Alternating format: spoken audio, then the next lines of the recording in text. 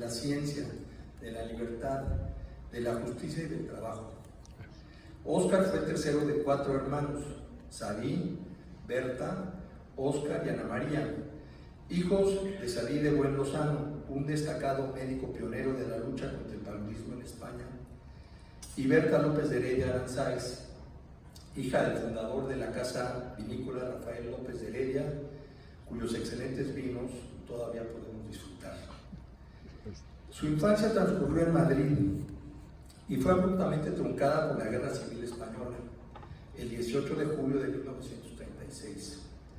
Durante la Guerra Civil perdió a su padre, asesinado cruel e injustamente, y junto con su madre y sus hermanas vivió en Barcelona, en Orly, cerca de París, y en Toulouse, Francia, hasta que la familia pudo trasladarse a México, beneficiándose del asilo que nuestro país ofreció a miles de españoles que tuvieron que abandonar el suyo. Óscar de Buen llegó a México en enero de 1940, a los 14 años de edad, huérfano de padre, exiliado y en condiciones de gran penuria económica. Junto con su familia se trasladó a Morelia, donde habían llegado otros familiares de España, y ahí vivió 2 años y terminó la secundaria. En 1942, la familia decidió vivir en la Ciudad de México, donde Óscar ingresó a la Escuela Nacional Preparatoria. Al terminar sus estudios preparatorios, en los que uno de sus mejores maestros fue el ingeniero Javier Barros Sierra, en 1944 ingresó a la Escuela Nacional de Ingeniería de la Universidad Nacional, hoy la Facultad de Ingeniería de la UNAM, donde estudió la carrera de ingeniero civil. Algunos de sus maestros fueron los ingenieros Alberto J. Flores, Guillermo Salazar Polanco, Marco Aurelio Torres Herrera y Luis Enrique Bracamontes. Entre sus compañeros de generación se contaban Marcos Massari Menzer, un físico muy destacado en el ámbito nacional, Jaime Torres Herrera y Jorge Gamboa Chaparro, quien años después se volvió cuñado suyo al casarse con su hermana Berta. Otros contemporáneos suyos en la facultad, también representantes del exilio español, fueron ingenieros notables como Daniel Luis Fernández, Francisco Noreña Casado, Francisco Robles, Francisco de Pablo, Félix Colinas, su primo Don de Buen Lozano y posteriormente el ingeniero Alfonso Rico Rodríguez. En 1948, durante el último año de su carrera profesional, Óscar cayó gravemente enfermo de poliomielitis y tardó casi un año en recuperarse. La enfermedad le afectó sus capacidades motrices y de ahí en adelante tuvo que usar muletas para caminar. En 1952 empezó una larga carrera docente en la Escuela Nacional de Ingenieros y contrajo matrimonio con Estela Ricarday Treviño, aquí presente, con quien formó una familia de 5 hijos: Clara, Berta Elena, Carlos, Estela y yo. Todos estamos aquí presentes, al igual que Ana, María, Santiago, Maite y Clara, 5 de sus 12 nietos. Durante la carrera trabajó en el Departamento Central para apoyar la precaria economía familiar y al terminarla se incorporó a Macomber, una empresa de estructuras de acero, donde tuvo la oportunidad de participar en el proyecto del Auditorio Nacional, el cual se inauguró en 1952. En 1954 obtuvo el título de Ingeniería Civil con una tesis profesional que llevó como tema el diseño estructural del Auditorio Nacional. Posteriormente ingresó a la Secretaría de Marina, donde coincidió entre otros con Félix Colinas Villoslada y Emilio Rosenbluth Deutsch, con quienes desarrolló relaciones de trabajo y amistades muy duraderas. Hacia finales de la década de los años 50 del siglo pasado, se asoció con Félix Colinas y con Melchor Rodríguez Caballero y juntos se dedicaron al cálculo estructural. En la empresa colaboraron y se formaron notables ingenieros estructuristas como José Luis Sánchez Martínez, José María Cirollán, Raúl Granados, Óscar de la Torre y Ernesto Martínez Parker, entre otros muchos. Como ya dije, en 1952 inició su carrera docente de más de 40 años en la Escuela Nacional de Ingenieros. Empezó impartiendo la cátedra de Estabilidad de las Construcciones y a lo largo de los años fue profesor de múltiples asignaturas relacionadas con las estructuras. tanto a nivel de licenciatura como de posgrado. En la Facultad de Ingeniería también fungió como jefe del Departamento de Ingeniería Civil, Topográfica y Geodésica durante 4 años, de 1978 a 1982. Su libro Estructuras de Acero, publicado en 1980, se usa todavía como referencia en cursos sobre el tema, al igual que los 3 tomos de su libro Estructuras de Acero para Edificaciones, publicado por Fundación ICA. En el ámbito académico participó también en la fundación e inicio de los trabajos del Instituto de Ingeniería de la UNAM, donde colaboró con célebres ingenieros como el propio Emilio Rosenbluth, Daniel Luis Fernández, Juan Casillas García de León, Roger Díaz de Cosío, Luis Esteban Maraboto, Daniel Reséndiz Núñez, Roberto Melli y Neftalí Rodríguez Cuevas, por solo citar algunos. En la práctica profesional, siempre vinculada al despacho Colinas de Buen, fue responsable del diseño estructural de múltiples edificaciones icónicas, sobre todo aquí en la Ciudad de México. Entre ellas destacan el edificio de la Lotería Nacional, el Estadio Azteca, el Museo Nacional de Antropología e Historia y su incomparable paraguas, el Palacio de los Deportes, la Torre de Pemex, la nueva Basílica de Guadalupe y la remodelación del Auditorio Nacional, entre otras muchas. Entre sus últimos proyectos se cuentan también el Museo Sumaya y la Torre BBVA. A lo largo de su vida profesional, Óscar de Buen López de Heredia recibió múltiples reconocimientos, tanto por su actividad docente como por sus méritos en la práctica profesional.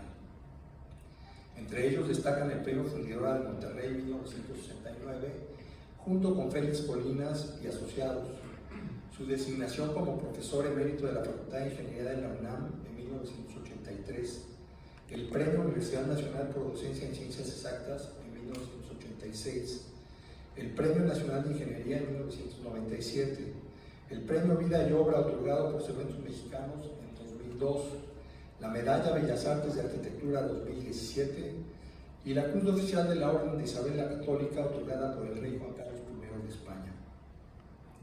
Más allá de sus incontables méritos profesionales, Óscar de Buen López de Heredia fue siempre un hombre íntegro, responsable, congruente consigo mismo y comprometido con su familia, su país y con todas las causas en las que creía.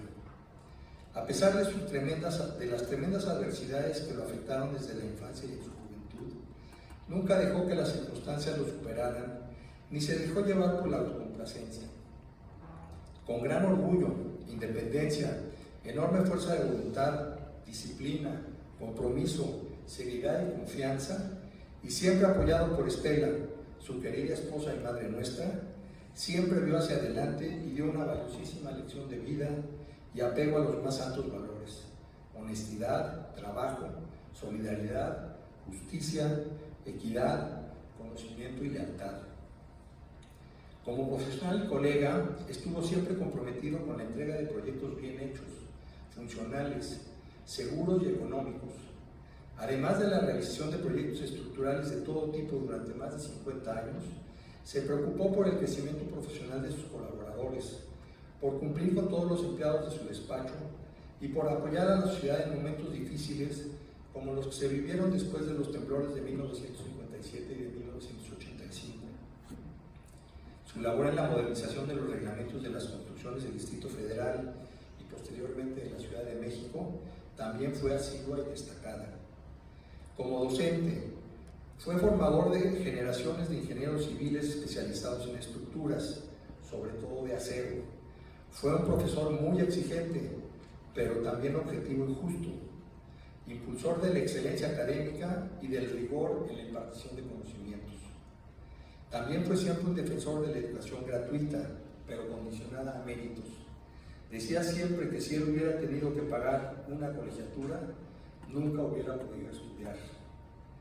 Como esposo y padre de familia, junto con mi madre, hoy aquí presente, formó una familia unida, de personas de bien, con valores como el respeto, el trabajo, la honestidad, la verdad y el compromiso con los demás.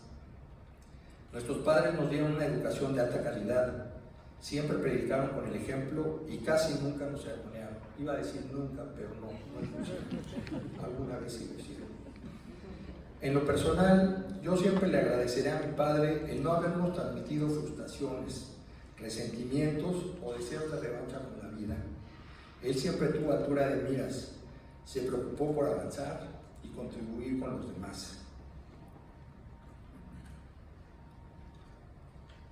Como persona era un gran conversador, tenía una memoria fenomenal y se acordaba de 1000 detalles, vivencias y experiencias. Le gustaban mucho los deportes. Durante la carrera practicó el flotón a mano y el remo, y a este atribuía el haber contraído la polio, pues recordaba que poco antes de enfermar había caído al agua en el canal de Xochimilco. Independientemente de no poder practicarlos por sus dificultades motrices, se interesaba sobre todo por el fútbol, el béisbol y en alguna época por el fútbol americano universitario de México. Le encantaba viajar, sobre todo a España, y cada vez que surgía alguna oportunidad nos organizábamos para acompañarlo. Yo siempre lo recordaré visitando la casa donde vivía de niño en Madrid, disfrutando un plato de jamón jabugo en Granada, tomándose un brandy al atardecer frente a la Catedral de Segovia o visitando a sus parientes vinicultores en Haro, la tierra de su madre. Nunca abandonó la práctica de la lectura, sobre todo de literatura y libros de historia. Leía tanto en español como en inglés y francés, y como a algunos aquí les consta, le gustaba polemizar y salirse siempre con la suya. Algunos de sus temas preferidos eran Real Madrid contra Barcelona y todas sus variantes, la relación entre los ingenieros estructuristas y los arquitectos, y también debatir sobre la existencia o inexistencia de Dios. Tenía un sentido del humor un tanto irreverente. Por ejemplo, contaba que un día le dijo a su maestro Marco Aurelio Torres H. que gracias a él se había interesado y les había encontrado el gusto a las estructuras de acero. Cuando el maestro Torres H. le dijo que por qué, si él le había dado clase de estructuras de concreto, mi padre le contestó que precisamente por eso. En otra ocasión, un alto funcionario universitario lo convocó a una reunión para identificar candidatos a la dirección del Instituto de Ingeniería de la UNAM. El funcionario llegó a la reunión después de una larga comida y le pidió que antes de proponerle candidatos para presentárselos al rector, se asegurara de que estos estuvieran interesados en asumir la dirección, pues si no era así, le pasarían un strike al rector. Cuando el funcionario le repitió lo mismo por tercera vez y le preguntó que qué pasaría, mi padre le contestó que entonces había ponchado al rector, pues le habían pasado el tercer strike. Sobra decir que la reunión acabó muy pronto. Para terminar, déjenme decirles que yo estoy seguro de que a mi padre le habría llenado de orgullo y satisfacción el que la Sociedad Mexicana de Ingeniería Estructural haya decidido honrarlo al instituir la conferencia bienal que lleva su nombre. Sin embargo, porque así era, también estoy seguro de que no habría expresado mayor júbilo o beneplácito por recibir este honor, porque para él lo importante era seguir trabajando, aportar, contribuir desde su escritorio, aula o sala de reuniones al bienestar de su entorno y de las personas que tuvimos el privilegio de formar parte de él. El 20 de julio próximo conmemoraremos 100 años del nacimiento de Óscar de Noé López de Heredia, y este 10 de junio se cumplirán 7 años de su fallecimiento. A nombre de mi madre y de toda la familia de buen Ricarday, expreso a la Sociedad Mexicana de Ingeniería Estructural nuestro agradecimiento por este singular honor otorgado a nuestro esposo, padre y abuelo ejemplar, que cumplió a cabalidad con los compromisos de su familia y que hoy y siempre seguirá presente en nuestros corazones. Muchas gracias.